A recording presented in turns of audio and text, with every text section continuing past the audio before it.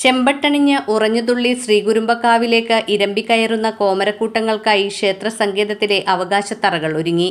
വലിയ തമ്പുരാൻ എഴുന്നള്ളുന്ന കിഴക്കേനട പന്തലിനോട് ചേർന്നുള്ള നിലപാട് തറയാണ് ഏറ്റവും പ്രധാനം.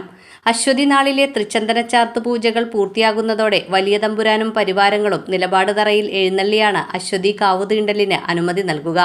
ഇതോടെയാണ് കോമരക്കൂട്ടങ്ങളും ഭക്തജനങ്ങളും കാവുതീണ്ടൽ നടത്തുക. തിരുവോണനാളിലെ കോഴിക്കല്ലുമൂടൽ ചടങ്ങ് കഴിഞ്ഞതോടെ കോമരക്കൂട്ടങ്ങൾ തമ്പടിച്ചു തുടങ്ങിയ കിഴക്കേനടയിലെ വടക്കേടത്തു മഠത്തിനും അശ്വതി നാളിലെ ആചാരങ്ങളിൽ നിർണായക സ്ഥാനമാണുള്ളത്.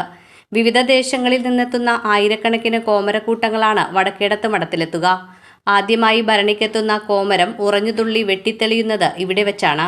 മഠത്തിന്റെ അകത്തളങ്ങളിൽ നിന്ന് പ്രധാന വെളിച്ചപ്പാട് പൂജിച്ചു നൽകുന്ന പള്ളിവാളുമേന്തി ഉച്ചയോടെയാണ് മഠത്തിലെ കാരണവന്മാരോടൊപ്പം ശ്രീകുരുമ്പക്കാവിലേക്ക് കോമരക്കൂട്ടങ്ങൾ എഴുന്നള്ളുക. ഭഗവതിക്ക് ചികിത്സ വിധിക്കുവാൻ ഭിക്ഷുകരൻ പാലക്കൽ വേലനും അശ്വതി നാളിൽ ശ്രീകുരുമ്പക്കാവിൽ എഴുന്നള്ളും. കാവുതീണ്ടാൻ അനുമതി ലഭിച്ചാൽ പടിഞ്ഞാറേ നടയിൽ ആദ്യം കാവുതീണ്ടുന്നത് പാലക്കൽ വേലനാണ്. ഈ അവകാശം നിർവഹിച്ചു വരുന്നത് അരാകുളം ചിറക്കൽ ദേവിദാസനാണ്.